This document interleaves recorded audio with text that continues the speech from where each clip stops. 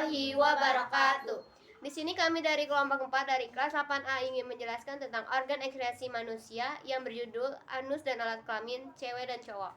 Izinkan perkenalkan diri. Nama saya Aya Lutfia Glenny Susiatika. Saya Hengki Feliana. Saya Lucy Ristiana. Saya Rahma Ramadhani. Saya Kaila Lailani. Saya Jihan Kusatina Pratiwi. Di sini kami akan menginformasikan maksud dan tujuan tentang materi ini. Anus adalah bagian paling akhir dari rektum. Fungsi dari anus ini adalah sebagai tempat keluarnya feses kotoran ke lingkungan luar tubuh. Vagina merupakan alat kelamin wanita yang menghubungkan alat kelamin luar dengan rahim. Vagina terdiri atas otot yang membujur ke arah belakang. Dinding vagina banyak memiliki lipatan, meskipun lebih tipis dari rahim. Penis adalah organ pria untuk melakukan hubungan seksual yang memiliki 3 bagian. Akar ini adalah bagian penis yang menempel di dinding perut, tubuh atau batang, berbentuk seperti tabung atau silinder. Tubuh penis terdiri dari 3 tuang. Tujuan dari materi ini, kita dapat mengetahui fungsi bagian-bagian anus dan alat kelamin cowok dan cewek, dan dapat mengetahui seberapa penting anus dan alat kelamin bagi manusia. Oke. Anus adalah lubang di mana saluran pencernaan berakhir dan kotoran akhirnya dikeluarkan dari tubuh. Anus adalah dubur dimulai dari bagian bawah rektum. Garis anorektal adalah garis yang memisahkan anus dan rektum. Sebutkan bagian-bagian dari anus. Yang pertama, kanalis anal. Yang kedua, rektum. Yang ketiga, septernal internal. Yang keempat, septernal eksternal. Yang kelima, Resnatelin. 6. Kolumnal. Jelaskan kenapa anus dikatakan organ ekreasi. Zat sisa berupa feses tinja dikeluarkan melalui anus. Anus tidak termasuk alat ekreasi karena zat sisa yang dikeluarkan tidak mengalami proses metabolisme dalam jaringan tubuh manusia, melainkan hanya melalui proses pencernaan di saluran pencernaan. Dari anus.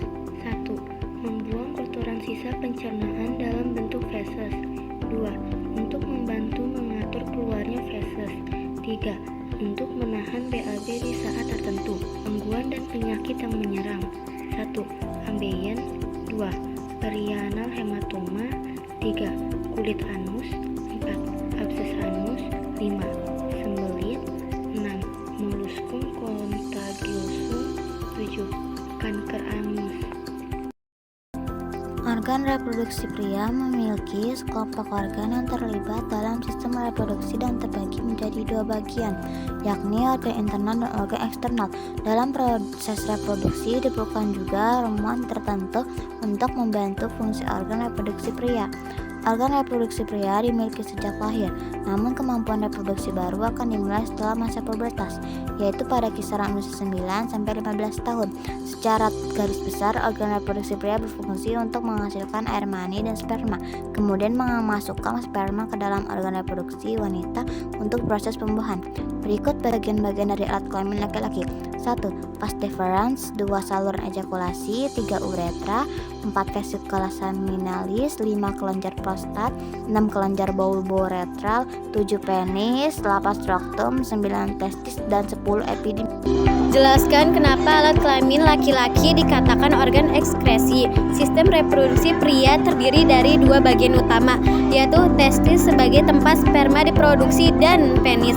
Bagian penis dan uretra sebenarnya termasuk dalam sistem saluran kemih dan reproduksi pada pria. Sebutkan contohnya alat kelamin laki-laki. 1. Menghasilkan air mani dan sperma. 2. Untuk memproduksi sperma untuk berkembang biak. 3. Sebagai alat seksual. 4. Memasukkan sperma ke dalam organ reproduksi wanita untuk proses pembuahan. Sebutkan gangguan atau penyakit yang menyerang alat kelamin laki-laki. 1. Disfungsi ereksi. 2. Hipospadia. 3. Cryptorchismus. 4. Varikokel. 5. Hiperplasia prostat jinak. 6. Hidrokel. 7. Kanker prostat. 8. Infeksi menular seksual. Sistem reproduksi wanita adalah sistem biologis yang terdiri dari organ dan jaringan yang digunakan untuk reproduksi atau berkembang biak pada perempuan.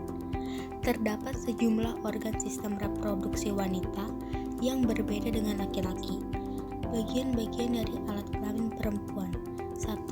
Labia majora, 2. Labia minor, 3. Kelenjar Bartholin, 4. Klitoris. Alat kelamin perempuan bagian dalam: 1. Vagina, 2. Ovarium, 3. Tuba Fallopi, 4. Rahim, 5. Leher rahim.